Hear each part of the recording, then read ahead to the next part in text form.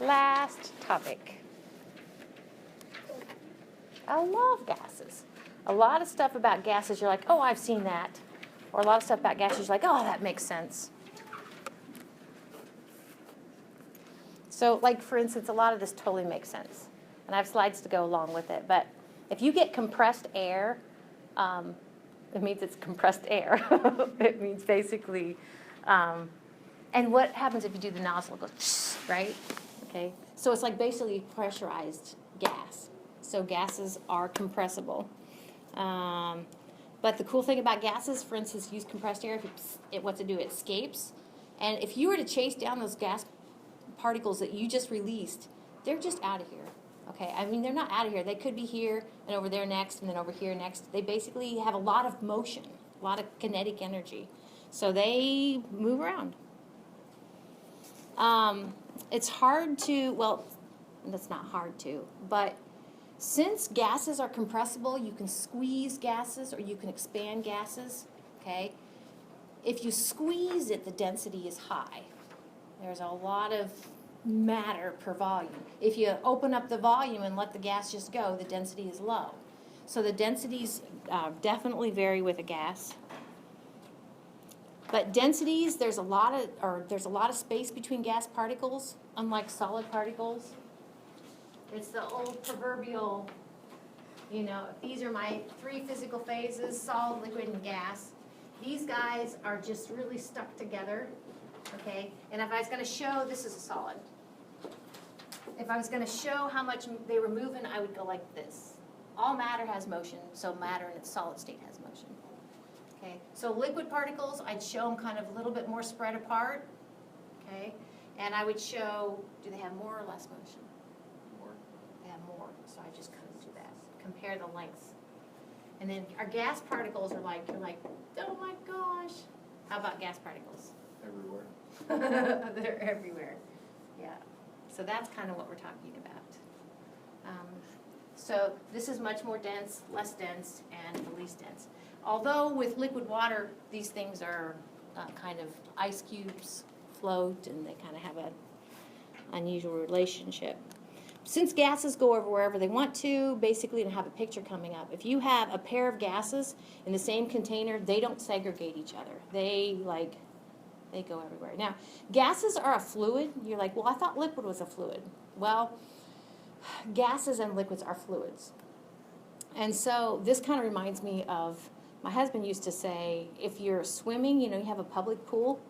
You're swimming in a public pool, and there's the little kids over here and kind of the other, you know, that would be like the P zone. This would be the non-P zone. Little kids, you know, you're like, oh my goodness. Well, they're not supposed to, but like, so, but there is no true P zone and non-P zone in a swimming pool because it's a fluid. You know, I mean, P starts over here, and kind of like a gas, it's mobile. It will find its way.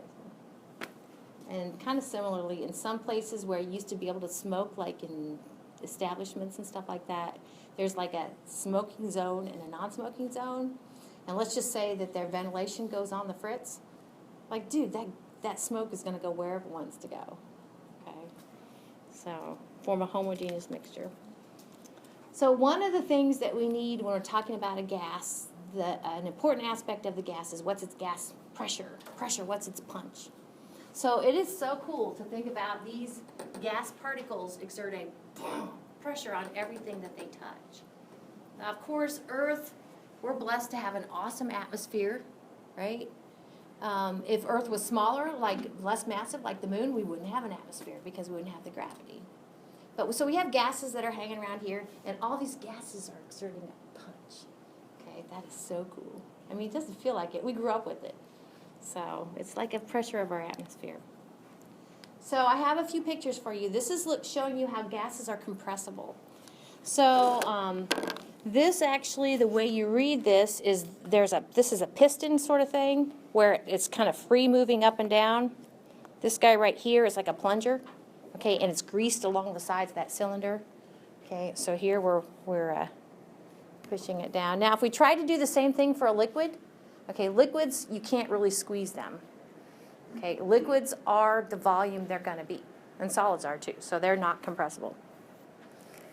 So this is just kind of showing you kind of like my third little container over there, what gases are doing. Gases are mobile. They have a lot of kinetic energy. And they will fill the container you put them in. Don't those look like fireflies? I think they do. I know our kids used to bring fireflies in, and somehow fireflies never stay in the container you put them in. So I don't know. They would get out and they'd be around the house. Like, here you go, fireflies. This one is a figure from your textbook, and all the person's doing, I think it's kind of strange, but it's saying, you know, we all drink pop, right? Well, or some sort of liquid like that. If you were to take the liquid and go ahead and vaporize it, so you're going to heat it up and make it go from a liquid to a gas, the volume of that substance would go from 1 can to 17,000 cans. So, excuse me, 1,700 cans. You're like, really?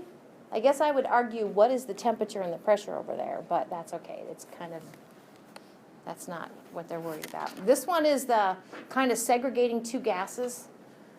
So in this case, I'm not sure why all these CO2, if they're gas particles, I don't know why they're hugging the bottom. Maybe they're cold. Maybe they're liquid. I'm not sure. But the blue is CO2. The pink is argon. Argon's a gas too. CO2 is a gas. And they're in this tank. And then all number 4 is saying is if you give it enough time, would you call number 4 a homogeneous or heterogeneous mixture? Compare 3 and 4. Does it look kind of the same throughout? Is it still kind of... Still mixed up. Yeah. It still looks like it's got some kind of segregated areas. I think what they're hoping is, like, for instance, if you take a chunk here and a chunk here, the question is, are you going to have the same relative amounts of argon and carbon dioxide in those areas? Close. I'd say they're close, yeah. It's more so than if you did it here, or if you sampled it here. I think over here it's a little more chunky.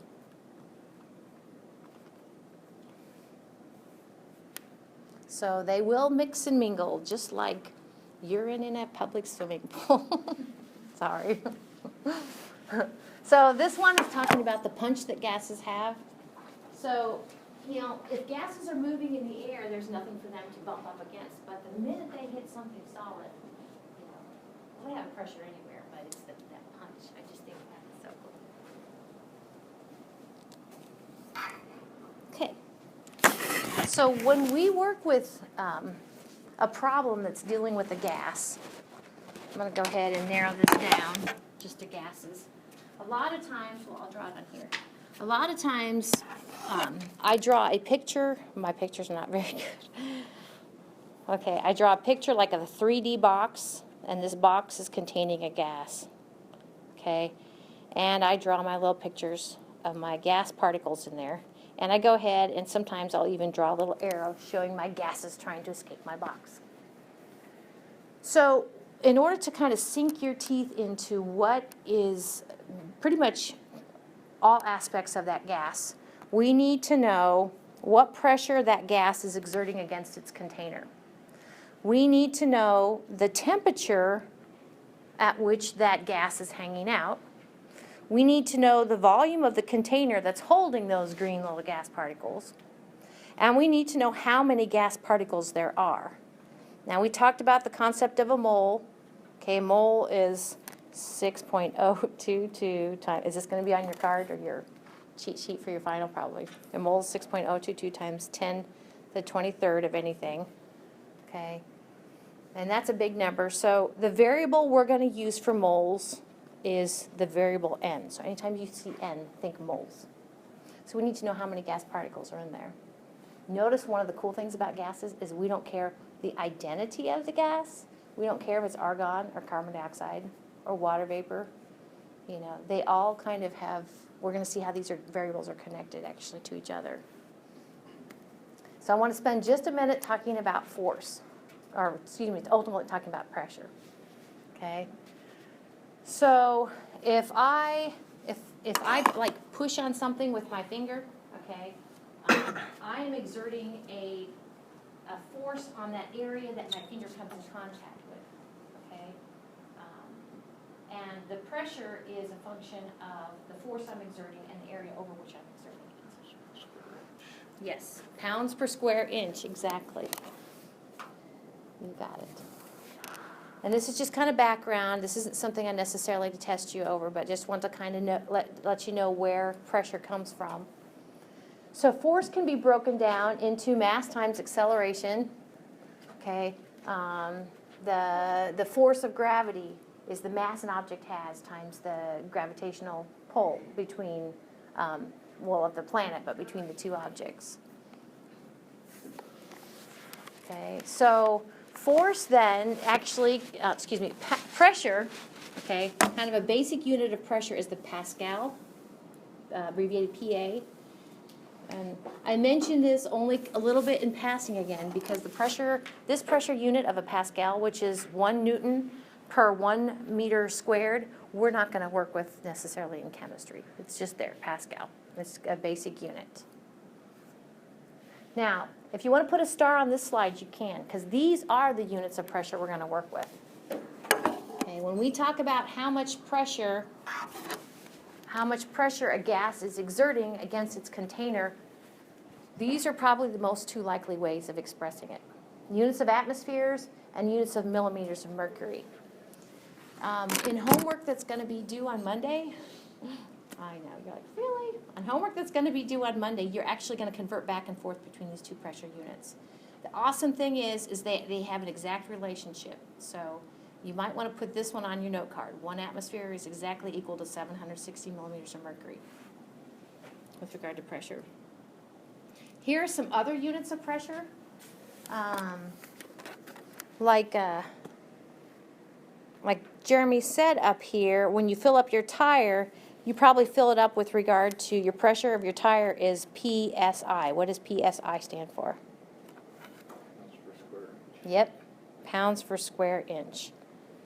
So pounds per square inch, force per area. Cool. One more unit of pressure. Oh, was it one more unit of pressure? I guess not. Okay. So a little bit more about pressures. This actually is a table from your textbook. The way you read this table is these are all equal. So these are all at the same pressure. 1 atmosphere, we said, is exactly equal to 760 millimeters of mercury. Okay. I'm going to say, what does millimeters of mercury mean? 1 atmosphere is approximately equal to 14.7 pounds per square inch. Okay, and is approximately, or I guess exactly equal to 29.92. I think that's a typo. Just now found that. This one right here, this actually should be, yeah, I agree. Inches, and the symbol for mercury is Hg. Somebody didn't proof their figures.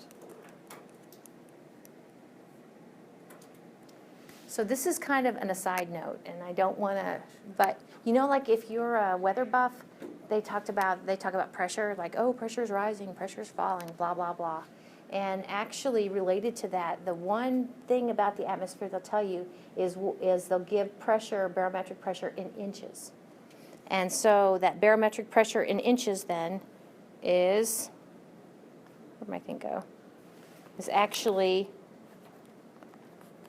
I'll go ahead and say inches Hg. That is the weather guy. Okay? So whenever they give it in inches, it's really inches of mercury. And then we have the Pascal, which usually, a lot of times it's kilopascals instead of pascals, but okay. A few more figures. One of the things, there's a lot of, I think I'll go ahead and make my little box up here. There's a lot of interconnectedness between your pressure, your volume, your temperature, and your number of moles. We'll talk a little bit about that today and even more about that on Monday. These make sense. Okay, which, if I call that A and I call that B, which one has more gas particles? A or B? B. B has more gas particles, exactly. So here's my box, yep. Here's my gas particles. They're trying to get out. Ah. Okay, pressure, volume, temperature, And what does N stand for? Amount of gas and moles. The amount of gas in moles, exactly. So all this is saying is that if I increase the number of moles, I'll put arrow, okay, what happens to the pressure? Goes up. Yep, it goes up. As you increase moles, you increase pressure. And it makes sense. Because like I actually brought these balloons here. I did this, we're covering a similar topic in my other chemistry class in the afternoon. And yeah, you may not want to be sitting there. So anyway, what's happening to the number of moles as I put the plunger down? You're increasing that. Now, assuming that it can't get any bigger, Austin's like, what? Assuming it can't get any bigger, you guys told me increase moles, increase pressure. So yeah, how can I tell it's increasing the pressure? You can feel it, yeah. That was what I was after. It's like kind of taut now. Bigger. These are water balloons.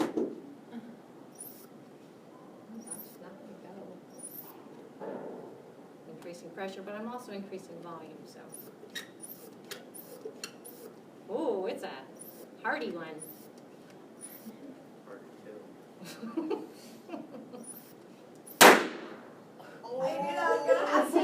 No, I always wondered. Oh, dogs are gonna come. Does nobody care about us? I mean, that could have been something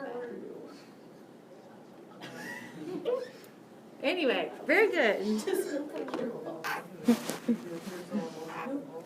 Sorry. That's what went on Tuesday when I was hearing all those other pops. Why was it waiting? Hi. See, he cared. Oh, nothing, it's okay. No, it would have been, it wouldn't have been Tuesday. Well, somebody else is popping. Yeah, see, you should check on those pops. Run towards the sound of the fire.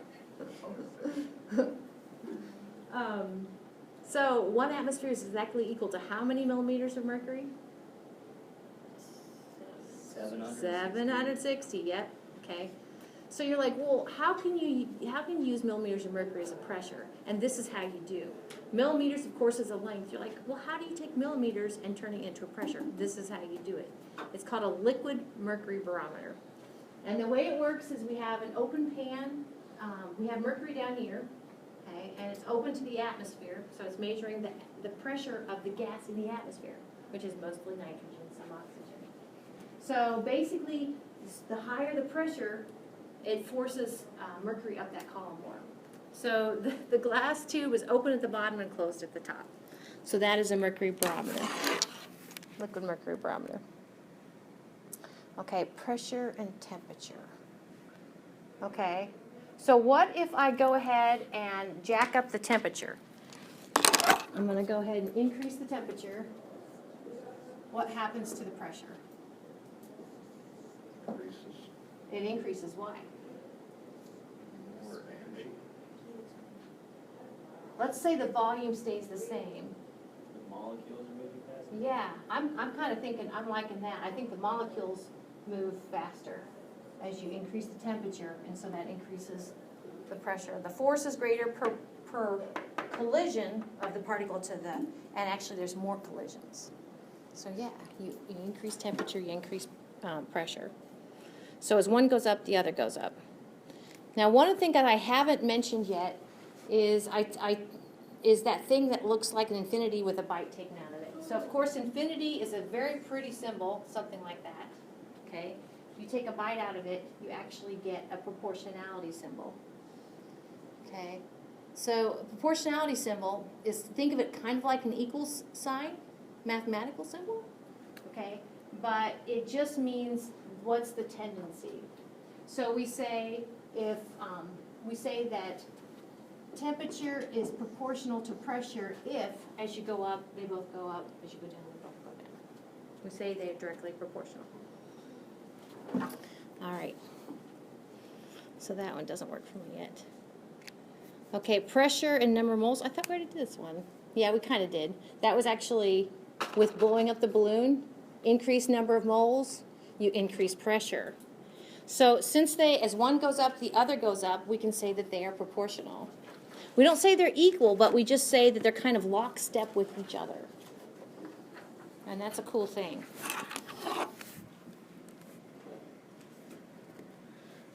That movie didn't work. Okay. Pressure and volume. All right. Let's see. Now, I don't think I'll have to, I'm going to blow up another balloon, but I am always impressed with these people who can make the figures out of the balloons. I cannot. I don't think this one will blow up. I don't think.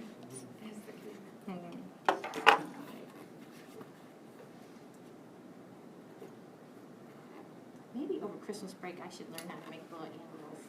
Gotta use a long one. Yeah, I got some long ones. You do.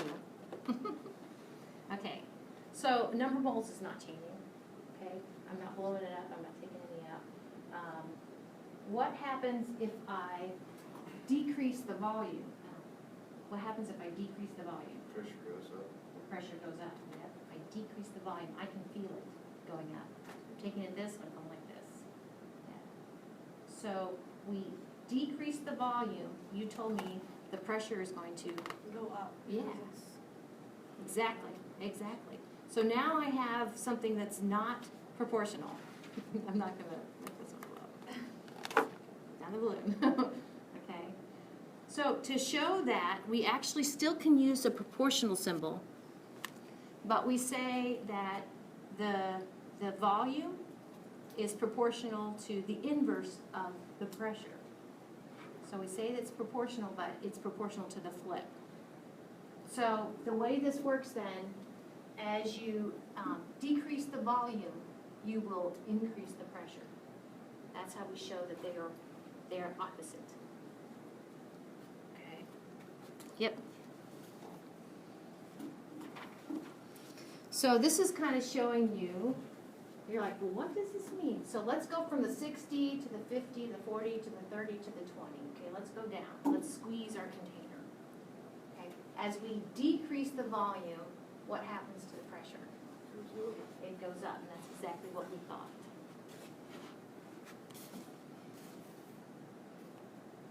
Okay, so this is an assignment that is due on Monday.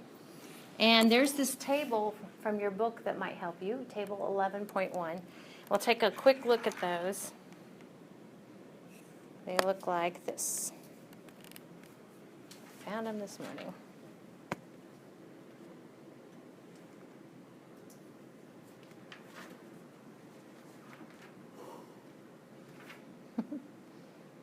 Okay, so they look like this. I know it's kind of hard to read, but basically it's just kind of converting back and forth with the pressure units. So it's actually good kind of reminding you how to work a factor label problem. You start with what you have, you put a ratio, and then you get new units. So I did the first one actually for you. Notice in 23 you're supposed to convert to atmospheres. I guess in 24 you're also supposed to convert to atmospheres. You need to show your work. I didn't play with it, but I might play with it in just a minute. If you pull up the Google tool, I really think, for instance, if you take D, say convert 455 torr to atmospheres, it will tell you what the answer is. Google will. Google knows everything. Okay, so that's a thought. Also 23, of course, the answer is in the back of your book because it's an odd number. So the way I would do it is kind of the way we work simple factor label problems. I would start with the term I want to convert. For A, it's 1,277 millimeters of mercury over 1. And then I would take my equality, 1 atmosphere is equal to exactly 706 millimeters of mercury. I would put units of millimeters of mercury on the bottom, units of atmospheres on the top. I'd put 1 and 760. Okay, and then work it out that way. Round to what, 4 sig figs? There's no uncertainty brought by that 1 atmosphere is exactly equal to 706 millimeters of mercury. So that's the first one. So that's just to kind of get you started. And that will be due on Monday. Yep. It's Friday. Yeah. Now you guys have worked too hard to